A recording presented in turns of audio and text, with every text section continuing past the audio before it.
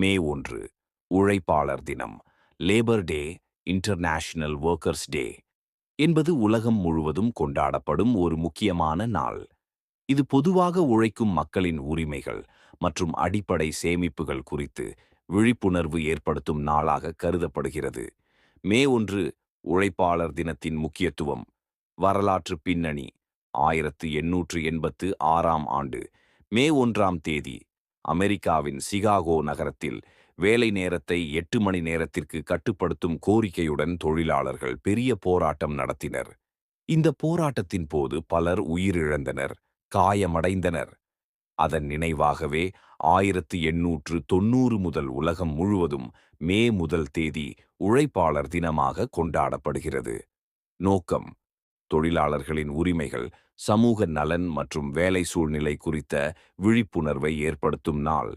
வேலையாளர் மற்றும் முதலாளி இடையேயான சமநிலை குறித்து பேசப்படும் நாள்.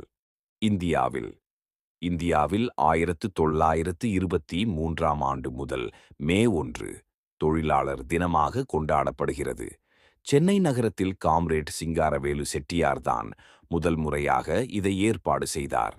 கொண்டாட்டங்கள், தொழிலாளர் சங்கங்களின் பேரணிகள், கருத்தரங்குகள், விழிப்புணர்வு நிகழ்ச்சிகள் போன்றவை நடைபெறும்.